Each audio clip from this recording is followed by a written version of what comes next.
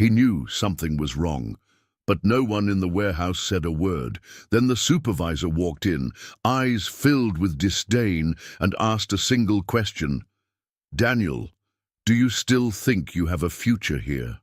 The morning fog hung low over the city, wrapping the streets in a grey blanket that mirrored Daniel's mood. He sat in the break room of the auto parts warehouse, sipping stale coffee, his fingers trembling slightly. The cheap plastic cup rattled against the metal table.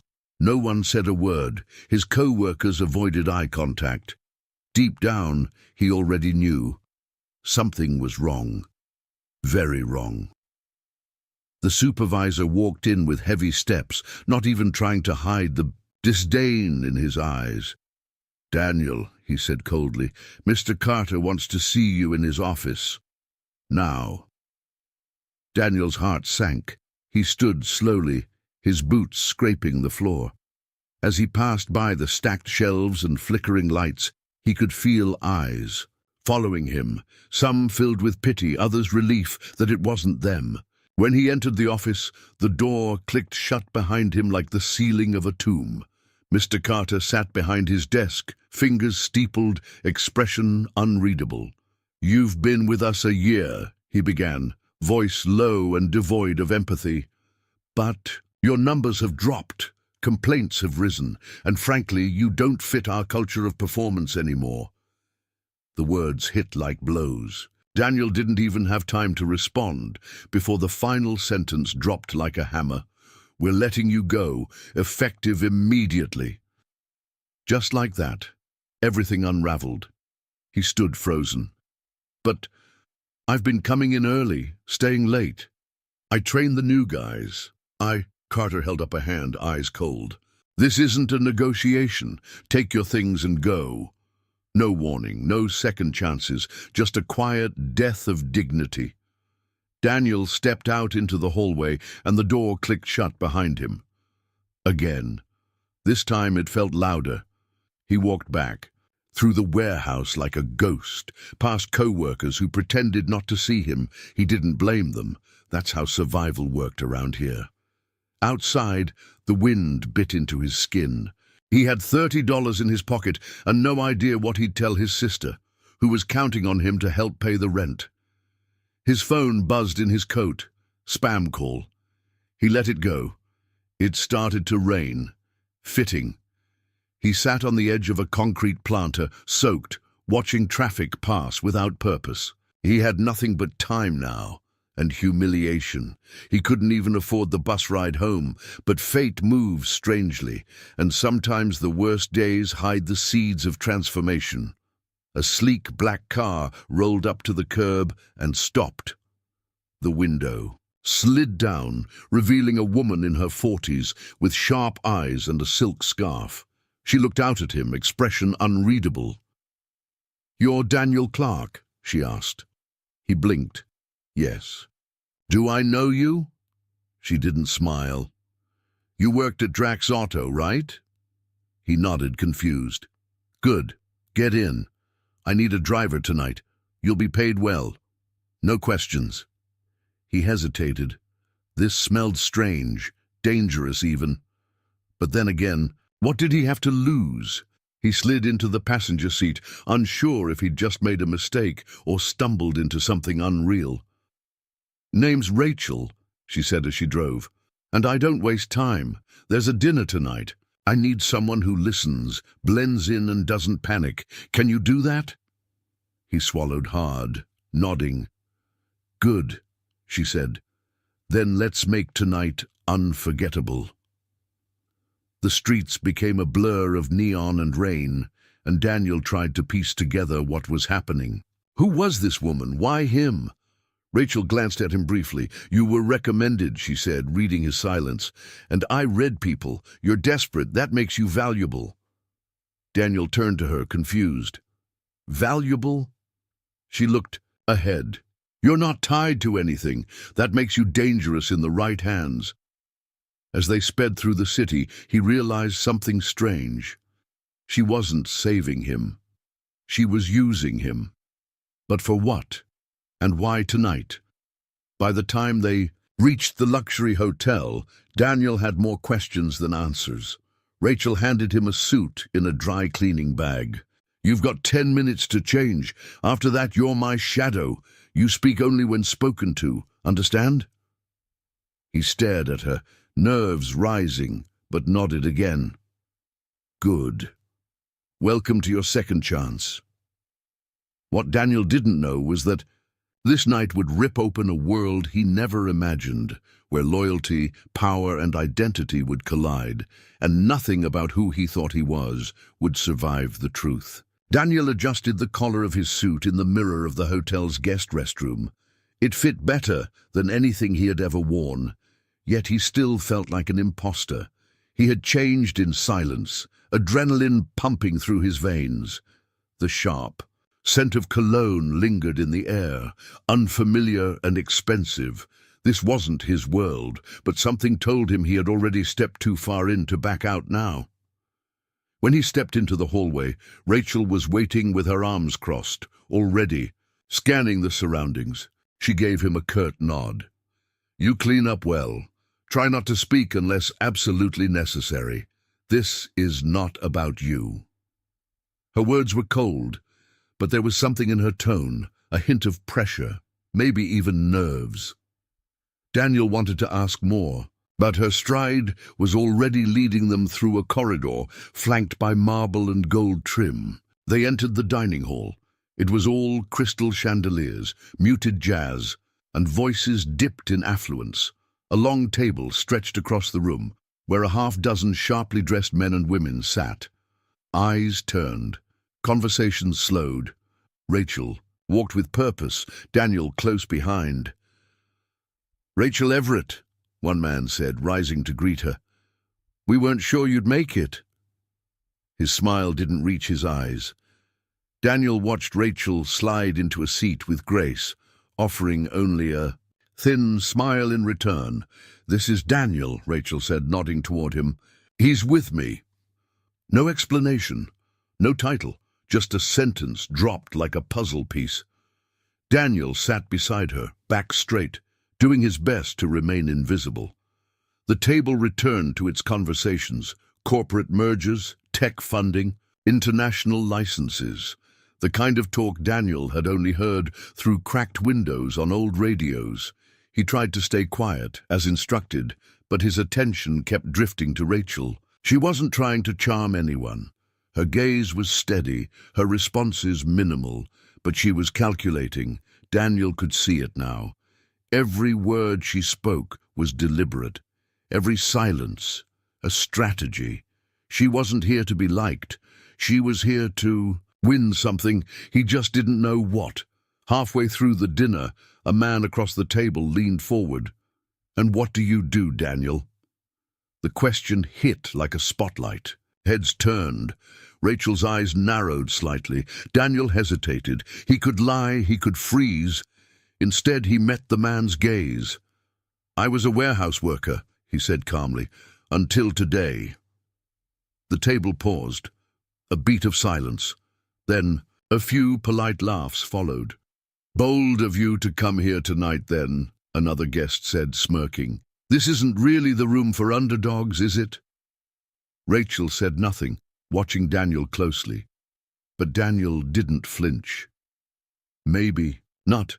But I figure if I'm going to watch people make decisions that shape the world, I might as well see what kind of people they really are." The smirk faded. A few murmurs followed. One of the women raised her eyebrows, intrigued. Rachel, for the first time that night, allowed herself a subtle smile. After dessert was served, the tone at the table shifted. The conversation turned toward a controversial acquisition, one that would cause hundreds to lose their jobs. "It's necessary," said one of the guests. "Lean out the excess. Focus on value." Rachel stayed quiet. Daniel couldn't. "But what about the people you're cutting out?" he asked, his voice low but firm. "You call them excess. They call it survival." Silence. A few exchanged glances. Rachel set her fork down, slow and deliberate. "She didn't stop him." One man snorted. We're talking about business, not charity. Daniel leaned forward. And business without people, that's just numbers. Eventually those numbers bleed. The man looked ready to bite back, but Rachel cut in. He's right. Her voice was calm, yet it sliced through the tension. Like a scalpel, we forget that the foundation of everything we build isn't capital, it's human trust. Lose that, and the structure collapses. That shifted something. The mood, the room. Daniel saw it. Cracks forming in the concrete confidence of the elite. Maybe they weren't used to being challenged by someone with nothing to lose. As the dinner wrapped, a few guests approached Rachel privately. Others shook Daniel's hand, some awkwardly, others sincerely. When the last of them left, Rachel turned to Daniel with a strange expression. "You were supposed to be invisible," she said. "Instead, you rattled a few kings." "Do I still get paid?" he asked, half smiling.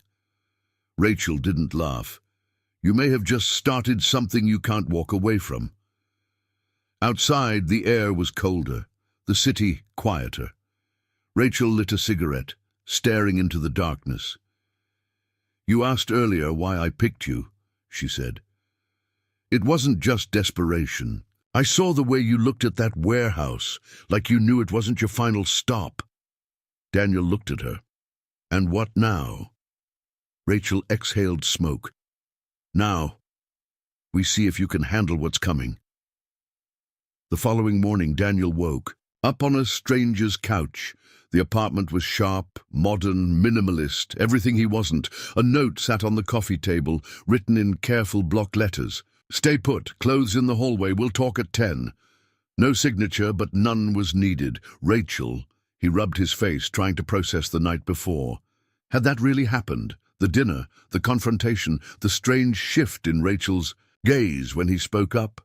He found the clothes, dark jeans, a button-down shirt, clean sneakers. Everything fit perfectly, which made it feel even more unreal. 10 o'clock came like a trigger.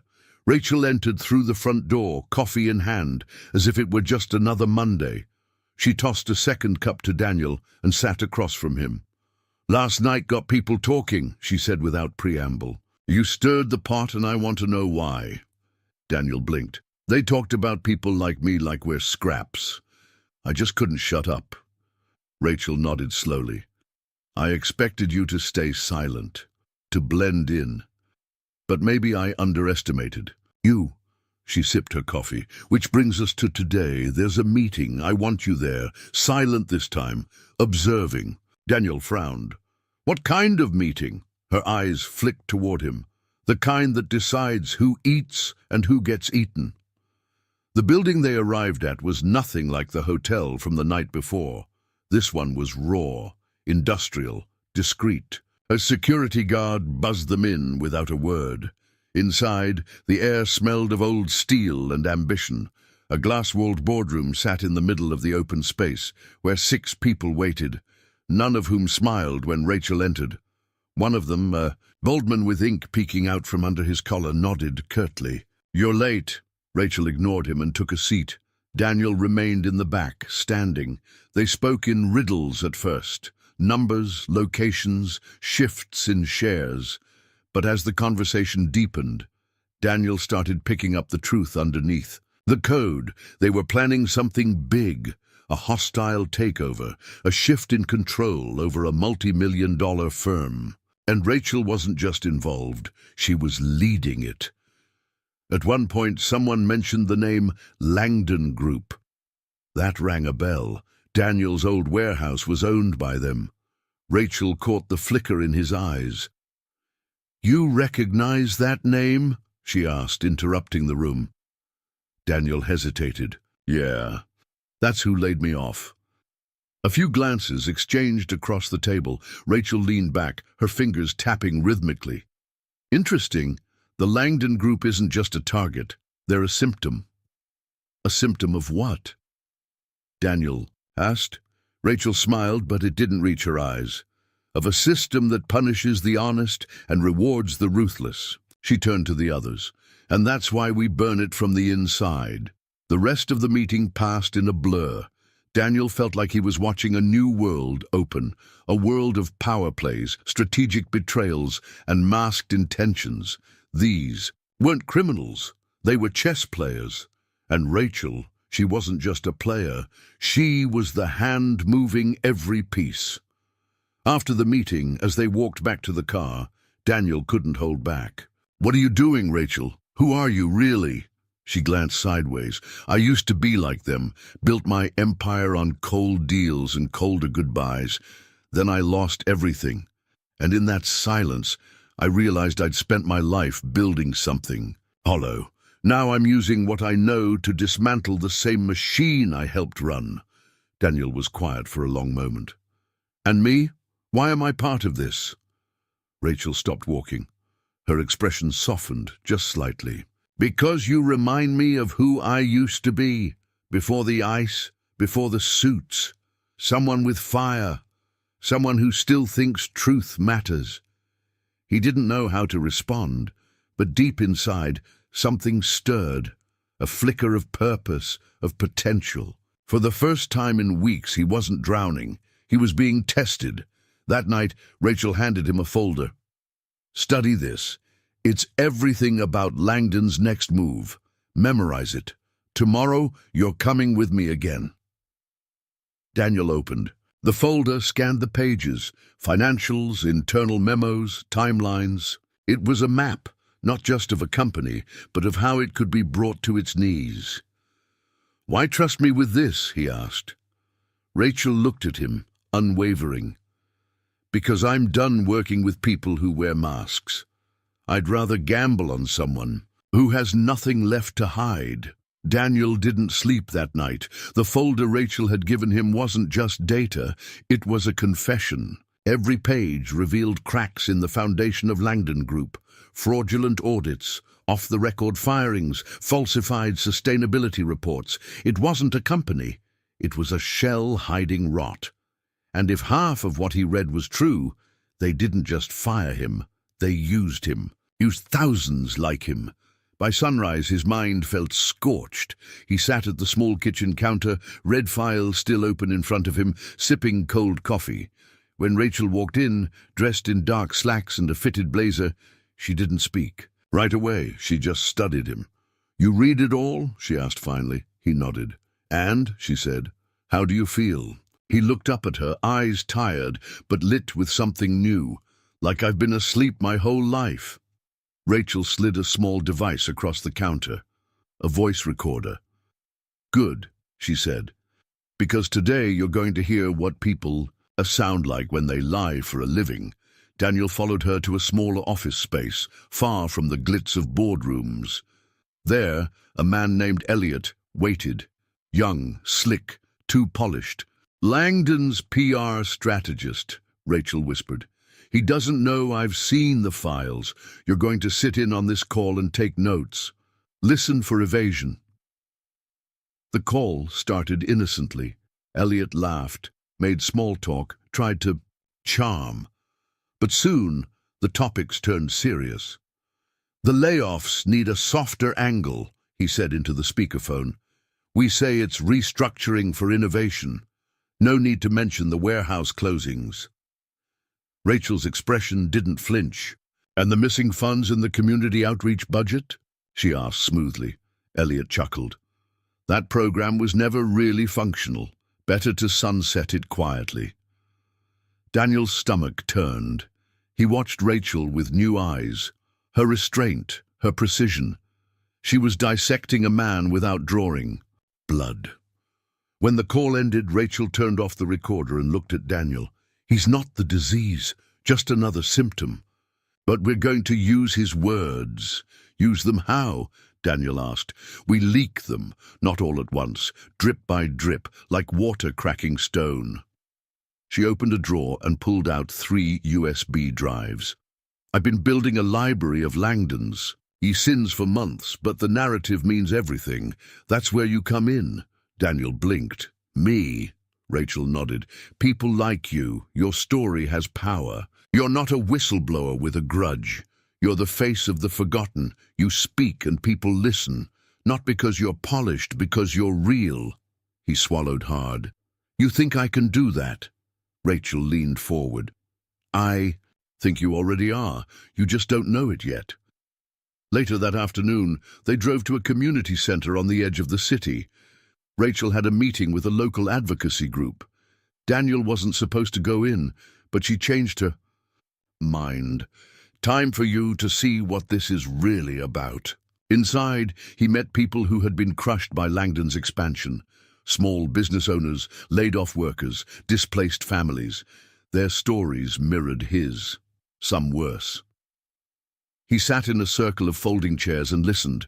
No scripts, no cameras, just truth. One man, a janitor, spoke about losing his pension after 30 years. A woman shared how her son had worked night shifts until collapsing from exhaustion. Daniel felt each word like a cut, but he also felt something else: connection, fuel. When they left, Daniel was quiet. Rachel didn't press him. But as they drove, he finally asked, "Why didn't you just go to the press months ago?" Rachel's grip on the wheel tightened. "Because the press doesn't care until the story bleeds. They want drama, not truth. I needed a catalyst, a spark." Daniel looked out the window, heart pounding. "And you think that's me?" "I know it is," she said. That night she handed him a phone, a secure line. "Tomorrow you start making calls. You're going to find others like you, people with stories. And you're going to ask one question: what did Langdon take from you?" Daniel stared at the screen. His reflection looked different, older, sharper. "What if they don't want to talk?" he asked. Rachel met his eyes. "Then you remind them silence is what they count on, but not anymore." Daniel spent the next 3 days on the phone, dialing numbers that Rachel had carefully sourced. Former employees, contractors, community members who had tangled with Langdon Group and lost. The conversations were raw. Some hung up immediately. Others cried. Most were afraid, but a few, just a few, opened up. There was Carla, who had worked in HR for 12 years before being laid off without severance. "They told me I was redundant," she said, her voice tight. "I trained the person who replaced me. You know what stung most? I believed in them." Then Marcus, a security guard who watched a supervisor manipulate safety reports to avoid fines. "I spoke up once," he whispered. "They cut my hours until I had to quit." Daniel wrote everything down. Dates, names, patterns. The stories painted a horrifying picture, one that couldn't be dismissed as isolated mistakes. This was systemic, deliberate. Langdon hadn't just cut corners. They had buried bodies under spreadsheets. One night Daniel stepped onto Rachel's balcony, the city lights flickering like quiet conspirators. She joined him, wineglass in hand. "How many today?" she asked. "6, he replied. 4 broke down. 2 want to stay anonymous." Rachel nodded. "They'll come around. Fear only lasts as long as you feel alone. You're connecting them. That's power." Daniel turned to her. "You've done this before, haven't you? Brought giants down." She sipped her wine. "Once, and I paid the price."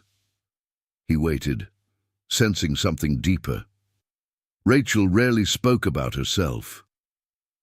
"What happened?" he asked softly. She stared out at the skyline. "There was a company I helped build. I uncovered a fraud at the top. I went public. I thought truth would be enough." Her voice lowered. "I was wrong." "What did they do to you?" "They destroyed me," she said simply. "Froze my accounts, smeared my name, called me unstable." She smiled bitterly. "The truth is dangerous, but I learned. Next time I wouldn't scream, I'd dismantle." She looked at him. "This is the next time." Later that week, Daniel and Rachel met with a woman named Teresa, a single mother who had worked on a Langdon cleaning crew. She had documents, unpaid invoices, illegal overtime logs, records of falsified work hours. Her hands shook as she passed them across the table. "They said they'd sue me if I ever spoke," she whispered. Daniel leaned forward. "Then let us be the ones who speak for you." After she left, Rachel sealed the documents in a fireproof case. "Every piece matters," she said, "but we're close to a critical mass." Daniel frowned. "How do we know when we hit it?" Rachel gave him a half-smile. "When the panic starts to show." The next day it did. A lawyer representing Langdon Group called Rachel's office, asking pointedly about rumors of a smear campaign. Rachel, calm as ever, denied everything. "We're just gathering stories," she said. "Truth isn't slander, is it?" But her eyes gleamed as she hung up. "They're nervous." Daniel felt a surge of adrenaline. "What's next?" "Now," Rachel said, "we make it public, but not all at once. We drip the truth, slowly. First, a leak about the layoffs, then the unpaid invoices, then the audio from Elliot. Each wave hits harder than the last." That evening, Rachel introduced Daniel to Lena, a freelance journalist with a sharp tongue and sharper instincts. "I've been following Langdon's trail for years," she said, scanning the documents with hungry eyes.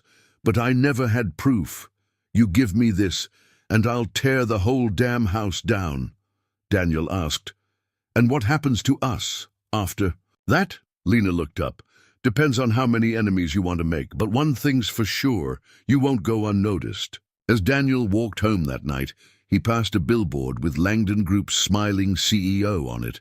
"Empowering tomorrow," it read. He stopped, stared, then took out his phone and typed, "How many of you were silenced by Langdon? DM me your story. No names, just truth." By morning, the post had gone viral. Rachel's voice crackled over the speakerphone. "You just lit the match." The morning after Daniel's post exploded, his phone didn't stop buzzing. Hundreds of notifications poured in, messages, comments, reposts. Some were confessions, others were threats, but most were voices long buried, now rising like a tidal wave. Rachel watched him scroll through them, her expression unreadable. "You just gave the voiceless a microphone," she said. "Now the question is, what are you going to do with it?" Daniel looked up, the gravity sinking in. "Some of these are from people I worked with. One of them says her brother killed himself after being fired without cause.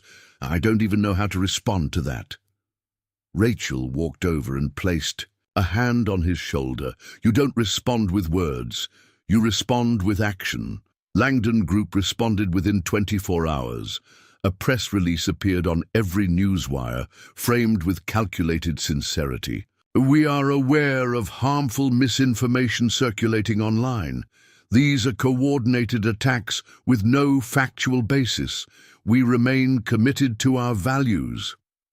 Rachel laughed when she read it. "Textbook panic spin," she said. "The more they deny, the deeper we dig."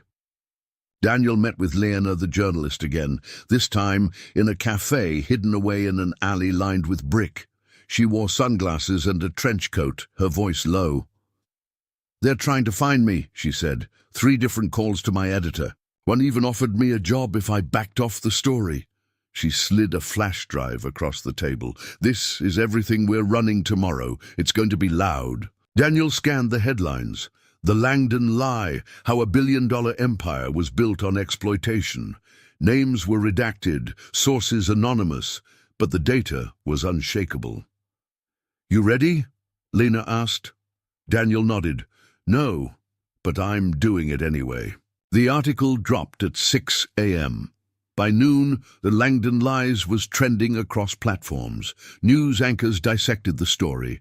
Stock analysts issued warnings. Employees began leaking their own documents anonymously. Rachel stood at her window, watching it unfold in real time. "This," she said softly, "is how you starve a beast, by taking away its silence." But beasts fight back. By nightfall, Daniel received a private message from an unknown account. "Careful where you walk. Accidents happen." He showed it to Rachel, expecting a reaction. She simply nodded. "They'll scare you before they try to ruin you. That means you're hitting something real." That same evening, Rachel arranged a meeting in a parking garage. The contact was a former executive assistant to Langdon's CFO. She looked exhausted, paranoid, clutching a sealed envelope like it might disappear. "I can't be seen," she whispered, "but this proves everything." Inside were internal memos, private audits, and a log of off-book payments made to Silence employees. Rachel read in silence, then looked at her. "You just changed the game." After the woman disappeared into the shadows, Daniel asked, "Are we in danger?" Rachel didn't hesitate. "Absolutely, but we're not done yet." 2 days later, Daniel received an invitation to appear on a national news show. Rachel insisted he go alone. "This part of the story isn't mine," she said. "It has to come from you." Daniel stood backstage, palms sweating. The producer gave him a countdown. When the lights hit his face, he took a breath and told the truth. Not just about Langdon, but about what it felt like to be forgotten, to be used, to be discarded like waste. "This isn't just about a company," he said. "It's about a system that rewards cruelty and punishes integrity. And I think we're all tired of pretending it's okay."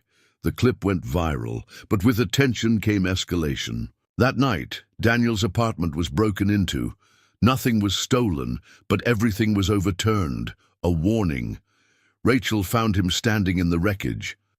"They know you're not backing down," she said, "which means they're about to make their biggest mistake." "What's that?" Daniel asked. Rachel's eyes were ice. "Underestimating us." Rachel didn't sleep the night of the break-in. She sat at her desk surrounded by paper trails, financial records, flash drives, an arsenal built on truth. Daniel sat across from her, bruised in spirit but sharper than ever. "They're not just scared," she said quietly. "They're desperate, and desperate people make mistakes." In the following days, Langdon Group launched a full-scale counteroffensive. Their CEO, Malcolm Langdon, appeared on a televised interview with a polished smile and perfectly rehearsed indignation. "We are being targeted by a narrative built on bitterness," he said. "We've launched an internal investigation and found no wrongdoing."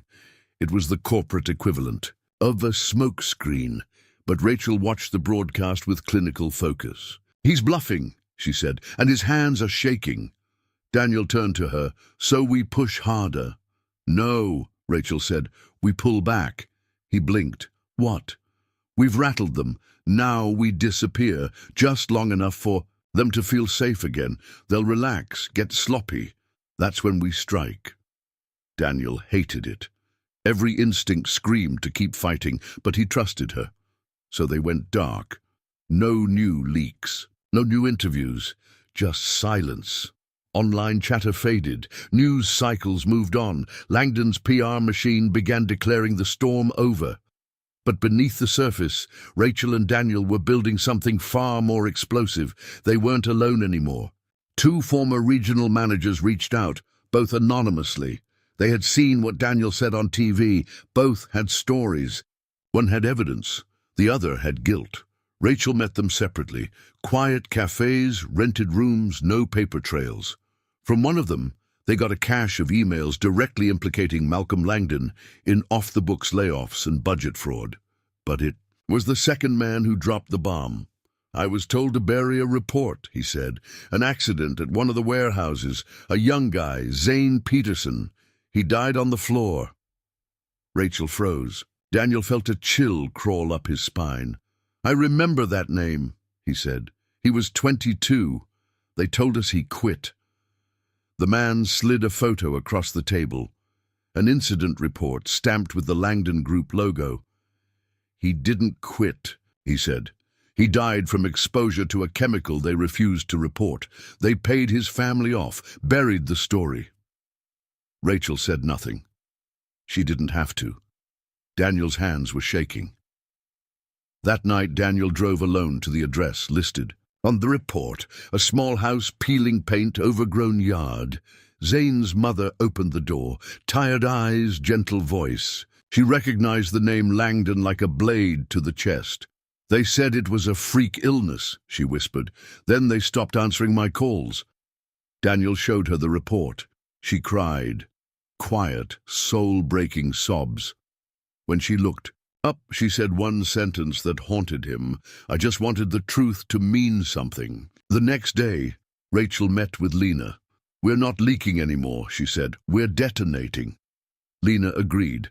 They began planning a coordinated release, news outlets, whistleblower forums, labor unions, all at once, a synchronized strike. Meanwhile, Langdon Group continued their parade of fake normalcy, posting about charity events and wellness programs. Rachel smirked. "They're polishing brass on the Titanic." In the final 48 hours before the strike, Daniel and Rachel barely spoke. They worked. They reviewed files. They drafted statements. Tension buzzed in the air like electricity before a storm. At one point, Daniel asked her, "What if they bury us, legally, financially, literally?" Rachel looked at him. "Then we haunt them with the truth." At midnight, everything was ready. Rachel hit send. Daniel uploaded the final video testimony. Lena's story dropped across major platforms. Within minutes, the silence shattered. By dawn, Langdon Group was trending worldwide for all the wrong reasons. News anchors read aloud the death report. Social media flooded with employee testimonials. A public petition hit 500,000 signatures in 8 hours. But nothing hit harder than Zane's mother. Her video, simple, shaky, filmed on a phone, showed her holding her son's photo. "He was 22, she said. "They called him a number. I called him my son." That video hit 1 million views in one day. Rachel watched it unfold, her voice quiet but firm. "Now they bleed." By the third day, the Langdon Group's empire was hemorrhaging.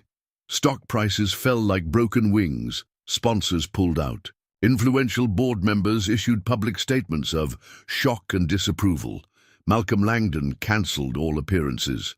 The once mighty fortress of reputation was burning, and the world was watching. Inside Rachel's office, the mood wasn't celebratory. It was surgical. She stood in front of a wall covered in printed emails, photographs, news clippings, and handwritten names connected by red thread. Daniel stared at it all, stunned. "You've been building this for years." Rachel didn't look at him.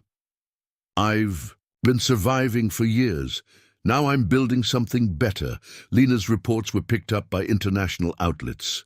Whistleblower interviews flooded media channels. A former Langdon accountant confessed on live television. The Department of Labor launched an official investigation. And yet, Rachel wasn't done. "One more play," she told Daniel. "The one that finishes them." Daniel leaned forward. "What's left?" She pulled out a sealed envelope. "Malcolm Langdon's personal ledger. It connects him directly to shadow payments, offshore accounts, fake charities, political contributions. It proves this was never about a company. It was about power." "How did you get it?" Rachel hesitated. Then softly, "I used to be his advisor." Daniel's blood ran cold.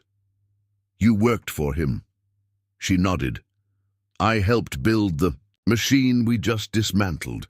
I believed in him once, until I saw who he really was." Her voice cracked, just barely, "and I've hated myself ever since." The silence between them stretched.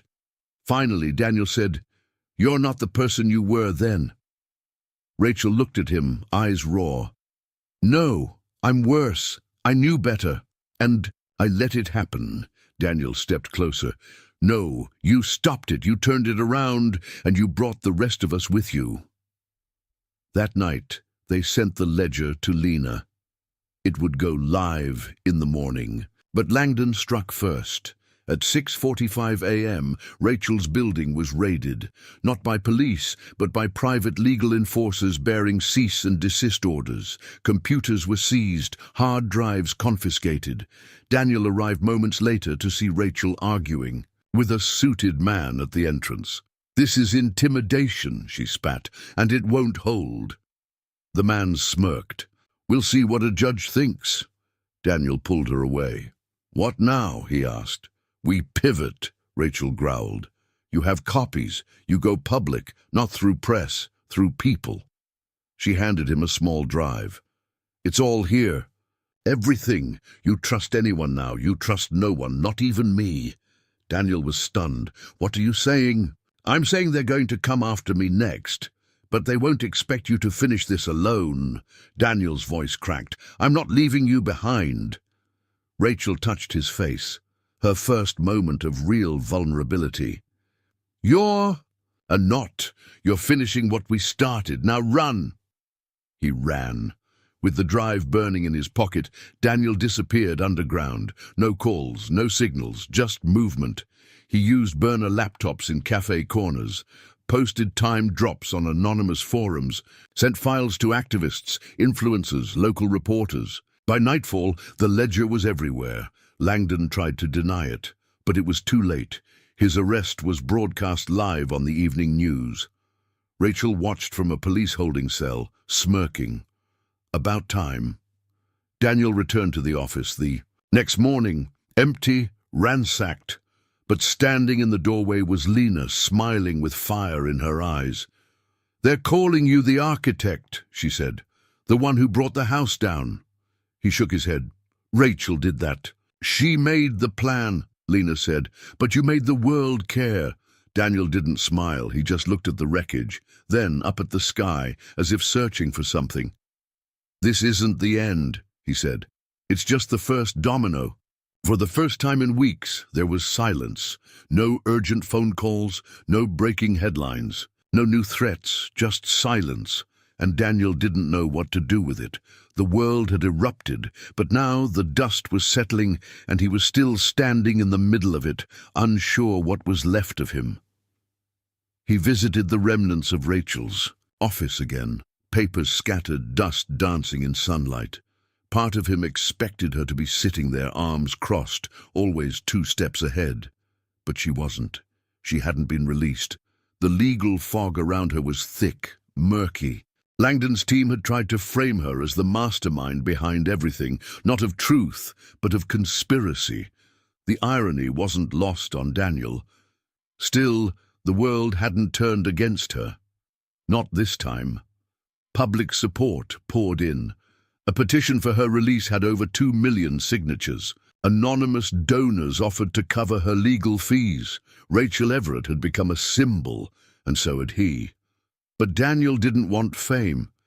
He wanted answers. He visited Rachel in jail, finally, after her lawyers arranged a short meeting. She looked thinner, worn, but her eyes still held that fire. You look like hell, she said, smirking faintly. You look like you meant every word, he replied. She chuckled.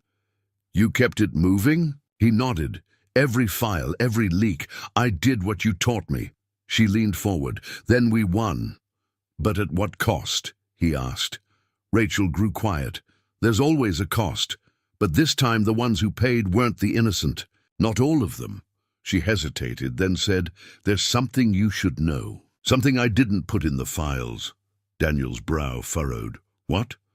I wasn't just Langdon's advisor, she whispered. I was engaged to him.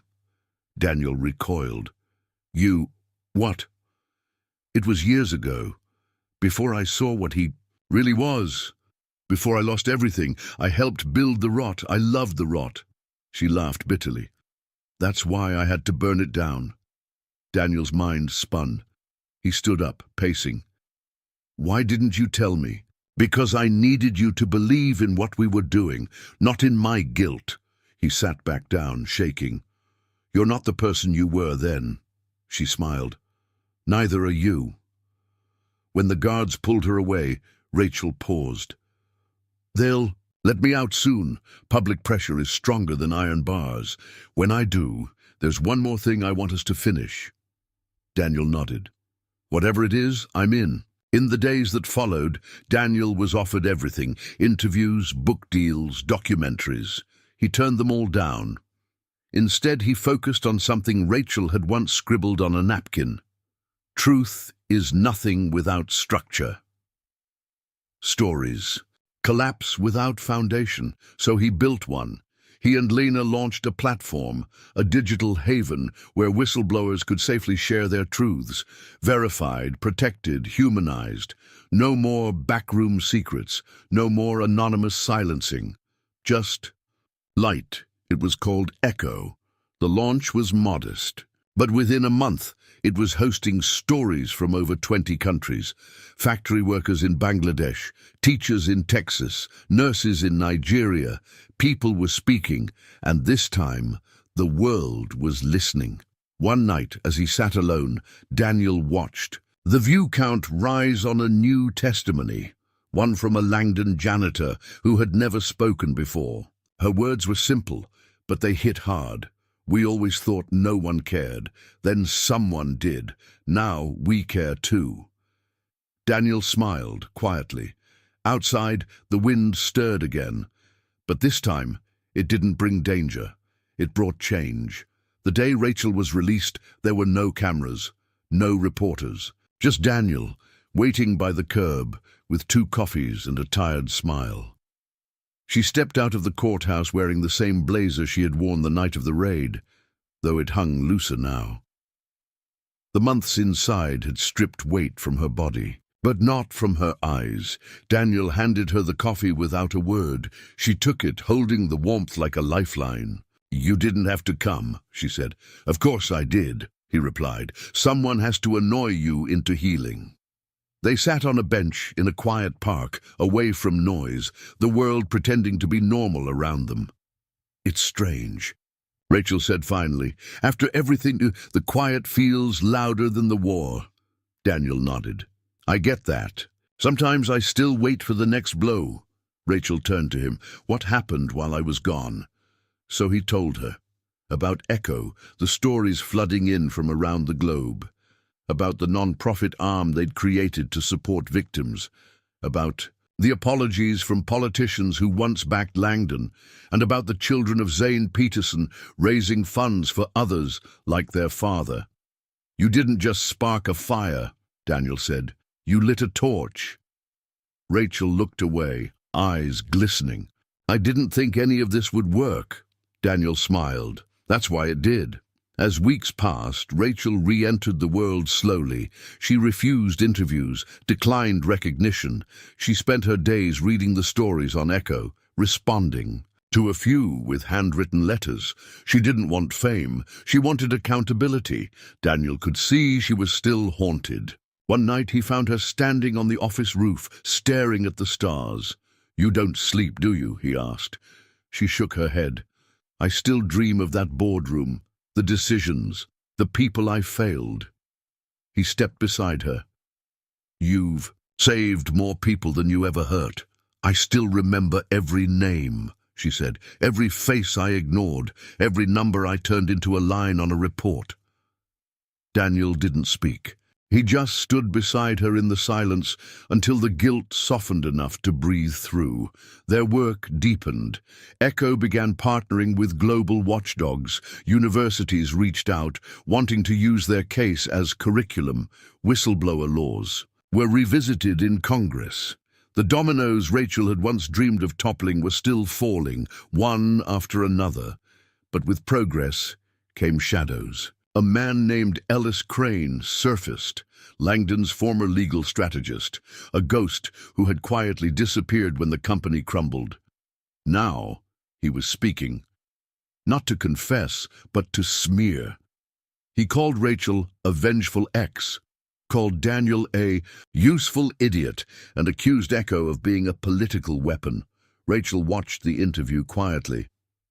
"He's scared," she said, "which means he's hiding something." They started digging. Daniel tracked old legal documents, hidden subsidiaries, encrypted files. Eventually, he found it. A shell company based in the Cayman Islands, still receiving Langdon-era payments, signed by Crane. The final rot. "We go public?" Daniel asked. Rachel shook her head. "Not yet. Not until we know who's still benefiting.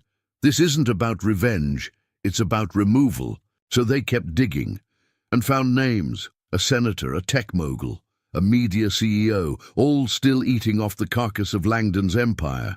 Rachel turned to Daniel. You ready for one last war? He didn't hesitate. Let's end it. Cranes. Shell Company wasn't just a financial hideaway, it was a spiderweb. Over 30 accounts, 28 subsidiaries, 17 anonymous trusts. Daniel and Rachel mapped every connection on a massive whiteboard in the new Echo office, their fingers stained with ink and fatigue. The deeper they went, the clearer the picture became. Langdon Group wasn't an anomaly. It was part of a network, a quiet alliance of powerful people laundering influence through charities, startups, and think tanks. They weren't just protecting themselves, Rachel whispered. They were building a system that could outlive them. The senator, Marcus Daines, had received hundreds of thousands in consulting fees through a company that never filed a single report. The tech mogul, Rebecca Knox, had invested in multiple Langdon shell fronts while publicly endorsing whistleblower protections. The media CEO, Peter Ashcroft, had buried every Langdon scandal story under layers of editorial red tape until Echo made it impossible. Daniel stared at the board. This is too big. It's not just about what they did. It's about how many helped them do it. Rachel nodded. This isn't a takedown. It's a reckoning. They reached out to Lena, who now led an entire investigative team. You sure you want to go after people who own the channels we publish on? She asked. Rachel's reply was simple. If we don't, we're part of it. Lena agreed, but carefully. We'll need more than receipts. We need voices, whistleblowers from inside the nest. So Daniel started making calls. After days of dead ends, one came through, a former aide to Senator Daines, known only as Ivy. She refused to meet in person, but agreed to speak via a secure line. Her voice was clipped and tense. I've seen things that would end his career 10 times over, but I also signed NDAs stacked thicker than encyclopedias. If I speak, I lose everything. Rachel listened closely. Then let us protect you. You won't be alone. Ivy hesitated. You promise that? Rachel didn't blink. I've broken everything in my life but that. Ivy agreed. Her documents arrived the next morning. Audio recordings, photos, internal memos, encrypted files. It was enough to destroy Daines. Then came another surprise, an anonymous tip. A woman claiming to be Knox's former finance officer sent a flash drive via courier. It held every fraudulent transaction she'd overseen. The walls were closing in, but it was Ashcroft who retaliated first. Echo's site was hit by a coordinated smear campaign, bot comments, fake reviews, hacked posts. One video, falsely edited, showed Daniel mocking a whistleblower. He watched it go viral, sick to his stomach. They're trying to make me the story, he said. Rachel grabbed his arm. Then remind them who it really is. So he did. Daniel went live. No studio, no script, just his voice. He addressed the smear head-on, denied nothing, and pivoted the focus back to the victims. This isn't about my face, he said. It's about the system that makes people afraid to tell the truth, and those who profit from that fear. It worked. Public support rebounded. The smears backfired. Then Lena dropped the bombshell article. The Nest. How power protects itself. It named names, showed bank records, leaked memos. Daines' office was flooded with protests. Knox's board demanded an internal review. Ashcroft's network saw a mass exodus of subscribers. But Rachel wasn't celebrating. She stared at a single name on the whiteboard, one not on any document, one she'd never spoken aloud, a name that tied them all together, her father's. Daniel noticed her gaze. Who is that? She paused, then finally said, The man who taught me how to hide everything. The room fell silent after Rachel spoke her father's name. Henry Everett. A name Daniel didn't recognize, but the way she said it, cold and controlled, made it clear. He wasn't just a ghost from her past. He was the architect of everything they were fighting against. She sat down slowly, staring at the name on the board. He taught me how to build shadow structures before I was old enough to vote. Shell companies, offshore vaults, political laundering. He wrote the playbook. Langdon, Crane, Ashcroft, they all learned from him. Daniel sat across from her, trying to find the right question. And now? He runs a global consultancy, she said, completely clean on paper. But his fingerprints are on every dirty deal I've ever uncovered. He's the one the others turn to when the floor gets shaky. She paused. And I haven't spoken to him in 14 years. Daniel processed the weight of that. Why now? Why tell me this? Rachel looked up. Because if we're serious about ending this, really ending it, we can't stop at the messengers. We have to go to the source. So they planned. Henry Everett was a fortress. No public record of criminal wrongdoing. No leaked documents tied directly to him. He kept his distance. Rachel, however, knew where he would be. He speaks at the Avalon Summit every year. It's the one thing he does publicly. Ego always needs a stage. The Avalon Summit was a private business conference for the world's elite, and attendance required an invitation. Rachel had been blacklisted years ago. Daniel, however, had recently become a public disruptor, which made him useful. They'll want you on a panel, Rachel said. That controversy sells tickets. Sure enough, 3 days later, he received the invite. Panel title, Rebuilding Public Trust, Voices from the Ground. Rachel coached him on everything. Stay calm, stay factual, and watch his tells. He always moves his wedding ring when he's lying. Daniel nodded but asked, what if he sees you? He will, Rachel said. And that's the point? They arrived separately. Daniel, in a simple suit, walked the pristine halls of the Avalon venue like a soldier in enemy territory. Rachel came in disguise, black hair dyed brown, a thick-rimmed pair of glasses, and the silence of someone prepared to face her past. The room was glass, steel, money. Everyone smelled like legacy. When Henry Everett took the stage, Daniel understood everything, the calm authority, the rehearsed empathy.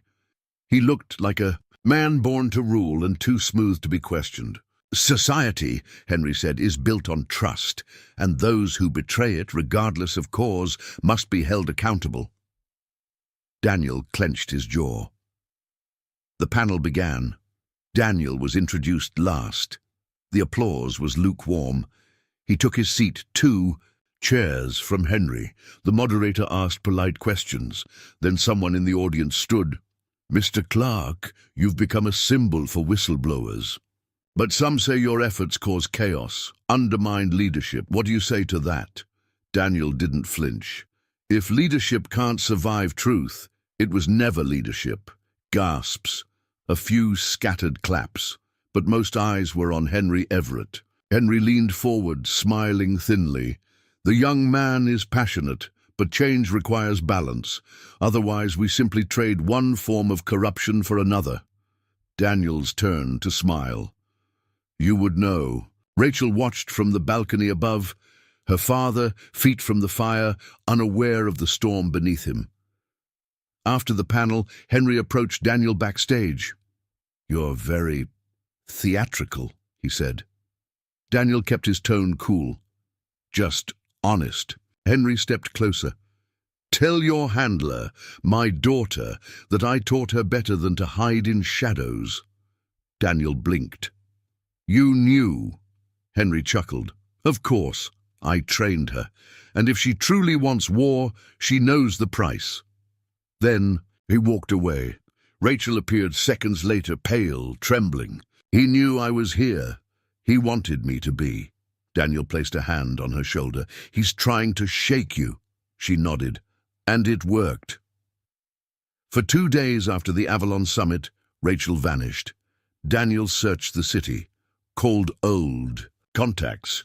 Even Lena didn't know where she'd gone. He feared the worst, not that she'd been taken, but that she'd broken, that facing her father had reopened wounds too deep for logic to fix. But on the 3rd day, she walked back into the Echo office. No makeup, no pretense, just a folder in her hands. She placed it on the table. It's everything. Daniel opened it slowly. Inside were old letters, emails, photographs, and a handwritten journal, her journal. It traced everything from her childhood under Henry Everett's empire to the moment she ran.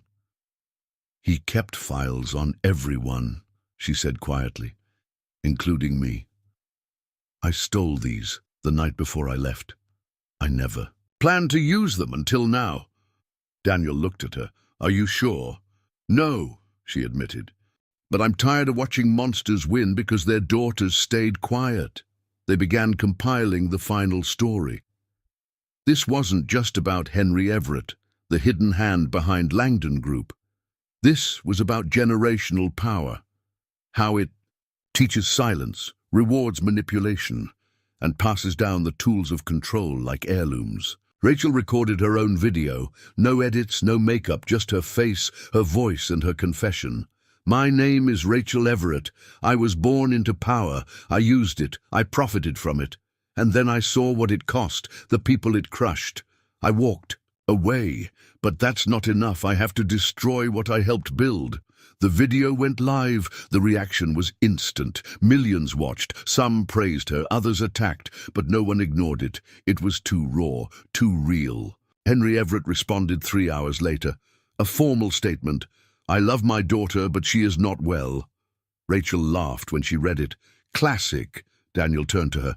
"He's playing the sympathy card, positioning himself as the father trying to protect the troubled child." "I know," she said. "That's how he wins, with pity." So they flipped the narrative. Rachel agreed to an interview, one with Lena, broadcast live with no pre-screened questions.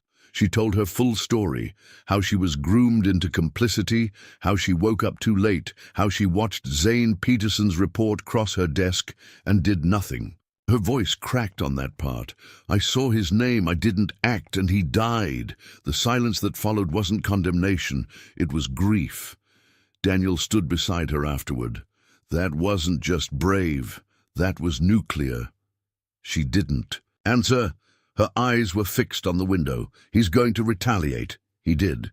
Within 48 hours, Henry Everett sued Rachel for theft, defamation, breach of fiduciary duty. The media called it a tragic family implosion. Headlines said, "Daughter turned enemy." But what Henry hadn't counted on was that Rachel had friends now. Echo launched a counter-campaign. Testimonies from other children of the elite. Sons and daughters who had stayed silent for too long. One by one, they came forward. Their stories rippled across the globe. "Legacy doesn't make you immune," they said. "It makes you accountable." Rachel met with her legal team, ready for a court battle. But the trial never happened. Henry Everett vanished from public life. No statements, no rebuttals. His accounts were frozen. One of his closest advisors flipped and released everything. Ledgers, call logs, encrypted memos. He knew it was over. Rachel stood in the Echo office and stared at the empty whiteboard. "We burned the nest," she said. Daniel stepped beside her and built something in its place. They didn't hug. They didn't celebrate. They just stood there, quiet, changed. Outside, the world spun on. But for once, it wasn't turning away. The headlines faded. The lawsuits dissolved. The empire of silence cracked and crumbled, and no one showed up to save it. For the first time in months, Daniel and Rachel weren't hunted. They weren't running, leaking, or dismantling. They were simply still. But silence, after war, feels unfamiliar.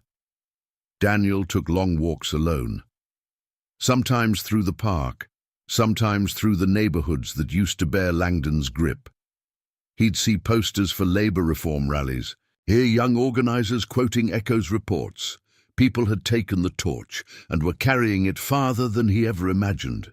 He returned to the office one evening and found Rachel sitting on the floor, barefoot, surrounded by dozens of printed letters, physical ones, mailed, stamped, folded with care, all from strangers, victims, survivors, fighters. She held one, in her hand, worn from being read too many times.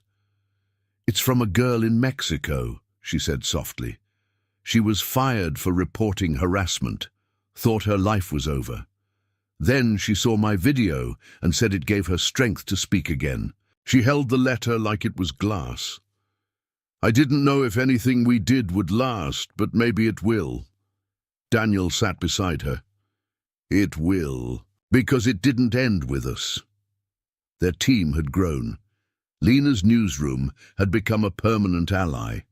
Legal advisors offered pro bono work for whistleblowers. Rachel and Daniel had stepped back just a little, letting others rise. That was the point of it all, to make themselves unnecessary. Still, the weight lingered. One night, Rachel looked at Daniel across her kitchen table, wine in hand. "Do you ever think about what we lost?" she asked. Daniel shrugged. "A job, a normal life, comfort." She tilted her head. "No, I mean before this, before the fight. Who we were." He thought for a long moment. "I think we were waiting for something to shake us awake. And now that we're here, I don't want to go back." Rachel smiled. Not wide, but real. "Me neither." The next morning, she handed Daniel a new file. "One last thing," she said. He opened it and blinked. It wasn't an expose, it was a proposal. To open a physical headquarters for Echo, a space, not just a site. "Whistleblowers need protection," she said, "but they also need community. Somewhere they can meet, breathe, heal." Daniel looked up. "You want us to run it?" "I want us to build it, then let others run it, like we promised." 6 months later, the first Echo Center opened in a refurbished train station in a forgotten part of the city. Clean light, open walls, soft places to speak. They held workshops, support circles, story sessions. It was never flashy, never loud, but it worked. At the ribbon-cutting ceremony, Rachel gave no speech. Daniel did. He kept it short. "We fought lies with truth. Now we fight silence with stories. This place is for the ones who were never heard, until now." As applause rose, he turned to Rachel. She squeezed his hand. Neither of them needed a spotlight. They had each other. And they had purpose. The plaque on the wall of the Echo Center read, "For those who spoke when silence was safer." It was simple, unnamed, but powerful. Months passed, then a year. The world didn't fix itself, but it shifted. Whistleblower protections became part of real legislation. Schools began teaching digital ethics. Companies started implementing transparency boards, not because they wanted to, but because the public now demanded it. And through it all, Echo grew. 10 centers opened in 5 countries. Not all succeeded. Some were attacked. Others struggled for funding. But the message spread. Silence was no longer the only option. One story could break a wall. 10 could break an empire. Daniel stood outside the original Echo Center, watching a group of college students paint a mural on the side. It depicted voices emerging from darkness, faces made of fragments but whole in color. At the center was a flame, not wild, just steady. "Do you ever miss it?" a voice asked behind him. Rachel. She was holding a to-go coffee in each hand, as always. He took one. "Miss what?" "The chaos, the chase," he chuckled. "Sometimes, but not enough to start another war."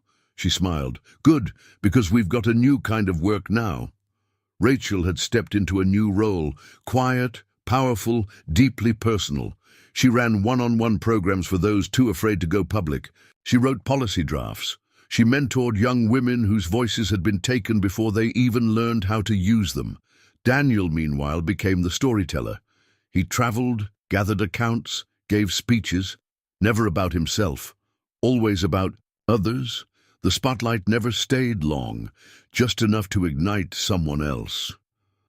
One day, he stood before a group of high school students. He told them about Zane Peterson, not as a victim, but as a beginning. He spoke of choices, of silence, of courage. And at the end, a girl with trembling hands raised hers.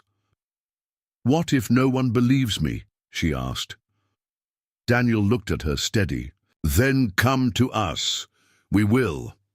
He walked off stage into a sea of questions, thank yous and trembling truths. Rachel met him in the hallway. You're good at this, she said. I had a good teacher. They stood there for a moment, quiet. Then Rachel reached into her coat and handed him a small notebook. It was old, leather-bound, worn at the edges. What's this? Daniel asked. My journal, she said. The one I used when I was still running. I want you to have it. He hesitated. Rachel, this is your story. She looked at him with calm resolve. No, it's our story now, and it's not done. As he opened it and flipped through the pages, scribbled notes, sharp thoughts, raw fear, he realized something. What they built wasn't just a platform. It was a movement, it was a legacy, one that would outlive them. And that was enough. What did you think of this story? Give it a rating from 0 to 10. Your opinion is very important to us. If you made it this far, comment chocolate. Only those who watched until the end will understand your message. If you enjoyed this story, subscribe. For more inspiring stories, leave a like and share it with someone you care about.